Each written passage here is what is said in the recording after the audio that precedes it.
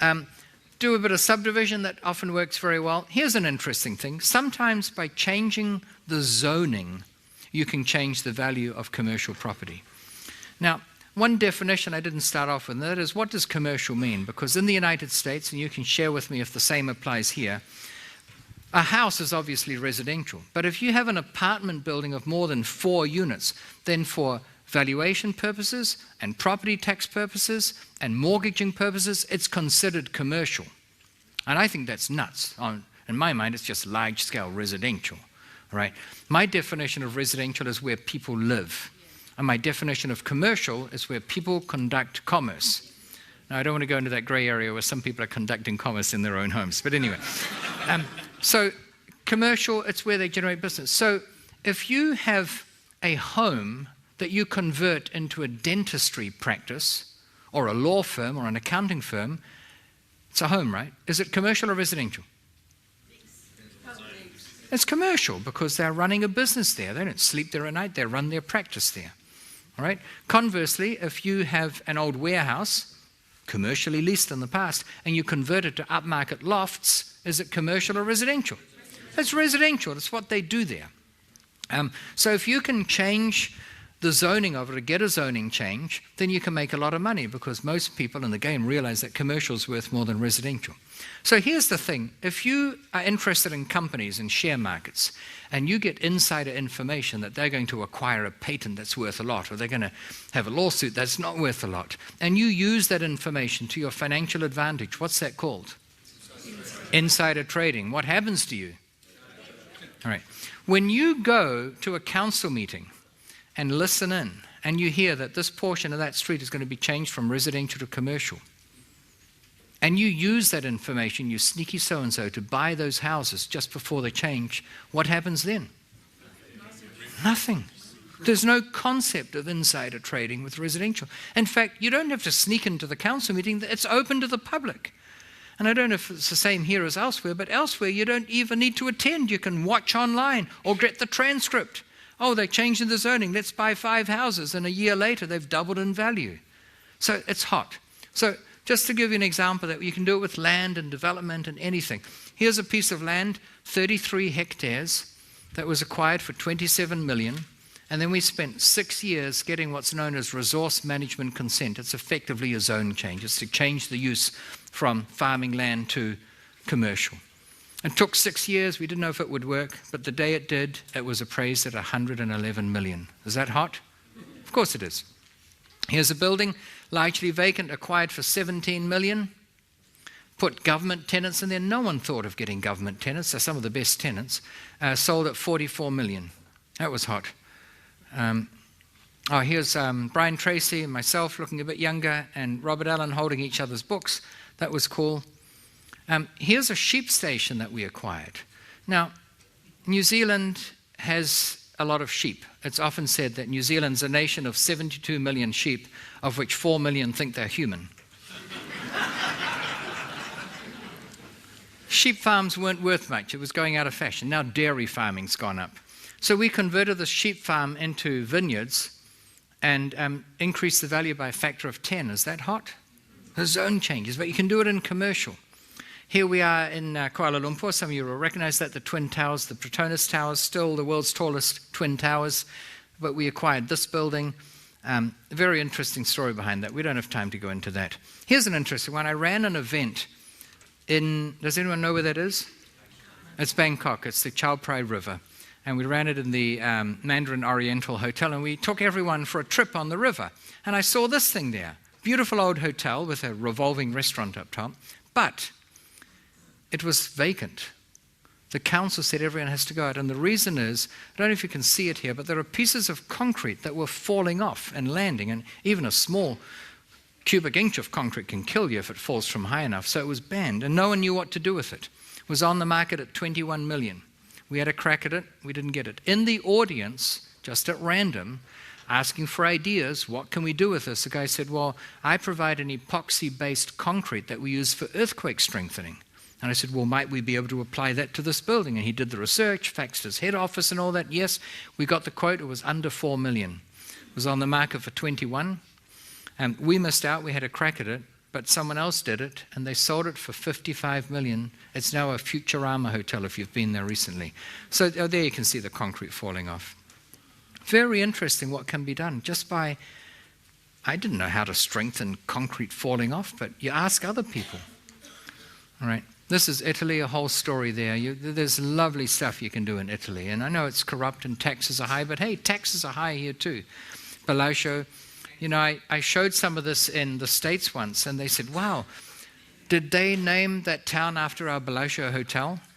I'm serious. I said, you guys have to travel more.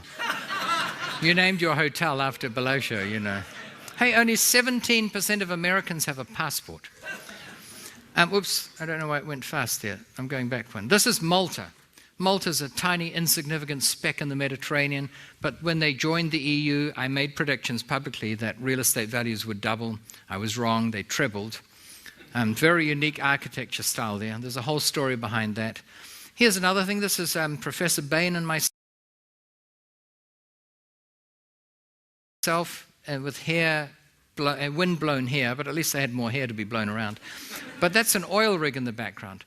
In the States, a very interesting phenomenon is when you buy land, unlike most other countries, you own everything under that land, the minerals, the oil, the gas, the gold, the silver, you name it. Here you don't, right? If you discover oil under your house, what happens? They grab it, it's theirs. But there you can own it. And you can sell real estate in the States, but retain the mineral rights. Interesting? So the mineral rights can be separated from the title ownership, the fee simple ownership of the land. Very interesting. So, you know, we've got some of these oil wells and that. They're all very interesting real estate deals. There we're drilling down. And I don't make much from it, but it covers my petrol bill every month. That's kind of cool. What I pump and put in my car is paid for by my investment in this oil well. So they're kind of fun. That's our team that does the drilling. It's all real estate. It's a game. There's a house we converted to commercial. I mean, they're real deals. We're doing them. Here's a development we had on the go, Apollo, big medical complex. I'll skip through these. I've got a bit of a delay here. I don't know why. I'll hold it up. And this I just want to highlight. This is in Saint-Tropez, how we often live in apartments that are stacked on top of each other. In other countries, the stacking might be a bit more intense. We also stack gravestones. Here's one in New Orleans, I think, and also in France they do that in places. And here we stack cars.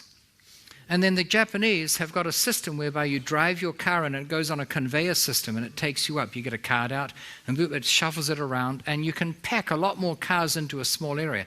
Now this wouldn't work in the backwaters of nowhere, but I bet you there are properties here in Sydney that could benefit. For the width of 2.5 cars, and however tall the building is, I mean, we can pack 52 cars into a 10-story building height with one little entranceway like that and a turning bay. And if the rental goes up by X dollars a foot, it'll pay for the $500,000 cost of that contraption. You've got to do the numbers. But if you're unaware that this exists, it'll never occur to you. Here's an ugly old building we had, and we turned it into a restaurant. You know, change the use, change the value. Oh, by the way, one thing we haven't even discovered. So a tenant left and it's vacant. What can you do? Well, we've got all kinds of solutions with that. But how about this? And I'll just go through it quickly, but we'll explore this in more detail on the weekend. Why don't you create a business? I've started at it, and how many, because I like the smell of coffee. I don't drink much of it, but I love the smell. I've got a vineyard. I don't drink wine. I know that's weird. So create a coffee business and write a lease to yourself for however long, a 3-year lease at fair market rentals. And then once it's up and going and you're sick of coming in every morning to make coffee, sell the business. Not only will you get the capital gain of having sold that business, but you've got a tenant in place in your lease. Good idea? There are so many flavors and aspects of this. I love this map. It's a bit hard to see with the light on the screen, but it's basically a map of the world with all the cloud removed. If you know, they took a mosaic of it, and it shows where the population is. So Africa, Central Africa, very dark, India, very dense. You just need to go to those places. I mean, start locally, but if you're buying your first property, buy it locally, and your second and your third. But if you've got 20, go further afield. You know, spread your risk. Here's a piece of land, 168 acres. In America, they're still non-metric, so I know it in acres. 168 acres in the hot desert. What do you do with it? Well, we dug a hole in it, and we used 24 Terex scrapers and Caterpillar machines, 24 hours a day for 3 months, and we dug 4 big holes. And I'm still clicking. There we go. You see them. They were working all the time. And we made a bigger and bigger hole. And here you can see them from the air. Do you see what we created? 4 water ski lakes. It's the only quad facility in the country where you can run the ESPN Nationals in a weekend instead of over 4 days. And then eventually, when you've done enough digging, you start filling it with water. You might think Arizona's arid and there's no water. There are aquifers everywhere. We're good for 330,000 gallons an hour. Just comes up out of it. It's 8 feet below the surface. So you slowly fill it. Takes a while. Took a couple of months to fill. And then you've got this beautiful development. Now, we lost 48 acres of our 168, but the land we had left over went up in value a lot more than the value of the land we lost by putting it underwater. Makes sense? All exciting stuff. There's water skiing, so you can do anything. And this I'll just go through very quickly. Here it shows that often in the newspaper, this came out of the Economist magazine, I think. Does it not make it look as though everything's going down? Forget the time frame, but the graphs look as though they're going down. What goes up, the inferences must come down. And they don't often get it, because the increases are still above 0 here. So I just took this data and plotted it on a spreadsheet. And there's the same data. You can see it correlates exactly with what we've got. And then I said, well, instead of looking at absolute prices, let's look at the increases. So the increases were still positive. The increases were still positive. No one told me that they were still positive, but they keep going. So now I'm going to change the scale, all right? If I can click on it. There we go. The jolt affected this more than me. Oh, no, there we are. I went one too far now. This is cumulative house price increases. Well, that's looking a lot healthier. It's the same graph, the same data. And this is compounding. And now compounding equity increases. Folks, it's the same data. But one of them can show it's all going down. What goes up must go down. And this shows that the equity, based on a modest 50% mortgage, goes up massively. So don't always believe everything you say. Always be inquisitive. You've got to. Here's a screenshot of the software we use to analyze the property. This is it here. Its sole function is to help you decide, should I buy this property or not? All right, that's very hot. And by the way, you can save this and send the file to anyone else. You can print out a 7-page report that will help you get funding from the bank. On the weekend, we spend a whole section talking about how to get a mortgage. Most people have trouble getting a mortgage, true or not? It's a perceptual thing, folks. It's psychological. Most people make the mistake of going to the bank to ask for a mortgage. I should say plead and beg for a mortgage. Please, Mr. Bank Manager, I know I'm not really worthy of it, but would you condescend yourself and the bank to consider me for a loan, even though I know you're going to say no? Thank you very much. I'm sorry to bother you. Thank you. Never ask for a mortgage. People don't understand who the mortgagor and the mortgagee are. We think we go to the bank to get a mortgage, so they must give it to us. They're the mortgagors. We get it. We're the mortgagee. Wrong. Here's the deal. You want the property but don't have the money. The bank has the money and fortunately doesn't want the property. I say fortunately because if they did, they've got the money, they'd buy it all.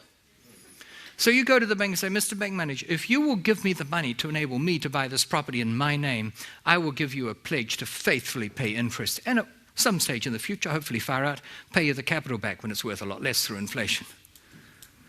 They give you the money, you give them the pledge. That pledge is called the mortgage. Never ask for a mortgage. Offer them one. That's what I do.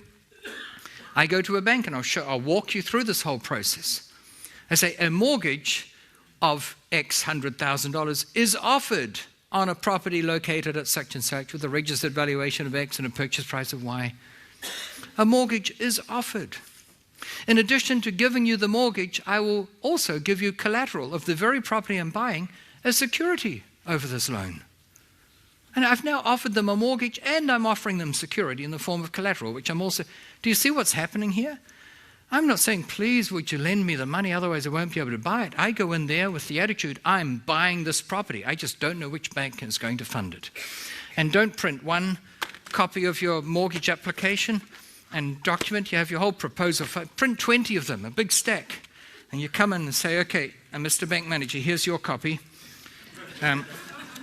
Oh, no, that's HSBC, sorry. No, do it. Use those exact words. And they're going to do a double take. Seriously. And they're going to say, wow, this person knows where he's going. Even if sometimes you fall down, but you know. Success is not in never falling, it's in rising every time you fall. And things will come to you. All right. So that's how the software works. We train you on that. It's a lot of fun. There are some of the graphs. All right. I won't go into this too much. This was my book broker. What do you call it? My literary agent. And he published a lot of my books through Time Life and Time Warner and John Wiley and Sons. And then he said, Dolf, I'm not making any money doing this for you. I said, well, instead of publishing my books, why don't you read them? You know? And he said, well, will you help me? So I was off to Italy once, and I spent 2 days with him in Richmond, Virginia, just outside of D.C. That's his agent. That's me, in case you don't recognize the younger me. And that's his son. And he bought a property which ended up being commercial, and he makes way more money from owning this property than he does from all my books that he's ever done. So he's a convert. That's another story there. That's what you can own. And here's a building in Phoenix. You know, I don't have time, but what I'll teach you is Phoenix is very hot. We have about 2 months where it doesn't get below 45 degrees. That's Celsius. That's pretty hot. So if you can reduce the heat load on a building, you'll improve the profitability of it. So I have a 7-step process. Now here in Sydney, where it's incredibly warm relative to Melbourne and frightfully cold relative to Phoenix, you may not be in such need, but it will still help. And we have interesting things. There's a substance I'll tell you about that you inject into the refrigerant of your AC system. It's a one-off injection. You don't have to do it every week. It costs about $50. And it reduces your electricity consumption by 10%. Yeah, I know. It's just, why doesn't everyone know about this? And it decreases the duty cycle, so increases the lifespan of it. Why don't your AC companies tell you about this? The answer is obvious.